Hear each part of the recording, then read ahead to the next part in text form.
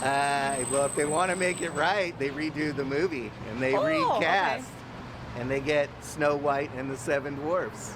Though maybe this is beside the point in this particular case, because mostly the audience is mad about the fact that the creators of this remake are trying to take the fan base of a popular IP and crap all over the source material, because it's clear that Rachel Zegler hasn't really looked at the original story. I mean, you know, the original cartoon came out in 1937, and very evidently so. There's a big focus on her love story with a guy who literally stalks her. Yeah. Weird. Super weird. So we didn't do that this time. Weird. It's funny because there's a whole TikTok trend of people mimicking these interviews and making fun of her. Weird. So we didn't do that this time.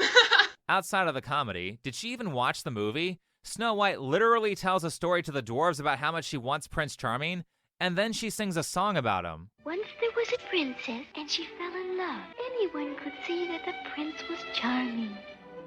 The only one for me. He was so romantic. In order to be a stalker, you have to be unwanted. Now, you possibly could say that he is unwanted because Snow White runs away from him in the opening scene, but if you watch that scene for more than 5 seconds, you can see that she runs away from him not because she doesn't want him, but because she is dressed in rags and doesn't feel presentable. You would have to be watching the movie with a very particular bias to not notice her body language here. And we absolutely wrote a Snow White that is not going to be saved by the prince. She's not going to be saved by the prince, and she's not going to be dreaming about true love. She's dreaming about becoming the leader she knows she can be. So Snow White is the villain in the remake because they just described the queen from the original movie. Someone who doesn't want love or happiness. She only cares about being a girl boss leader who has no real friends or significant other because no one likes her.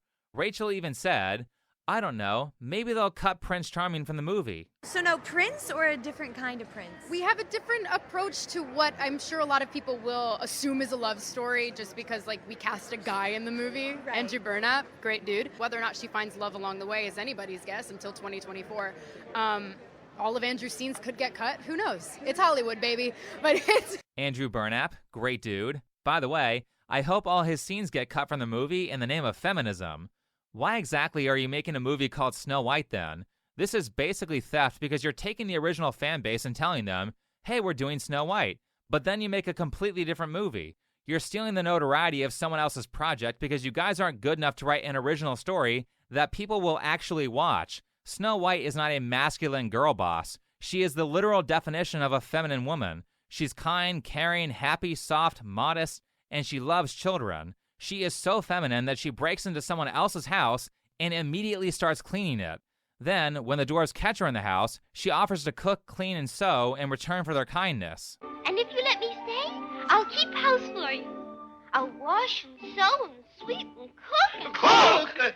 Can you make development? Yes, and plum pudding and gooseberry pie. Gooseberry pie! Hooray! She says! This is a great character. You have a feminine woman who is skilled in multiple disciplines, and she's a leader. You don't have to be the head of a Fortune 500 company to be a leader. You have to ask, why do these people throw so much hate at a woman who acts like a woman?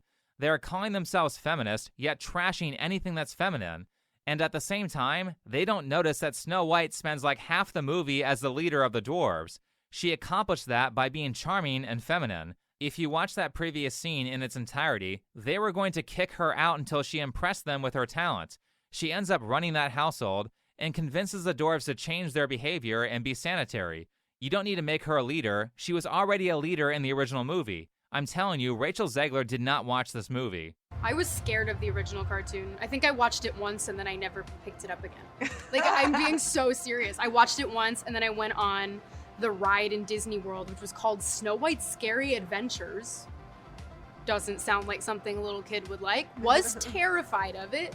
Never revisited Snow White again. So I watched it for the first time in probably 16, 17 years when I was doing this film. You watched it once? This movie is only an hour and a half and you've only seen it once since you were a child? Don't actors get paid like millions of dollars on these big movies? I mean, Rachel is here demanding the streaming money too. If I'm gonna stand there 18 hours in a dress of an iconic Disney princess, I deserve to be paid for every hour that it is streamed online. So you're telling me that you're getting paid all this money to play a character who historically is a very big deal,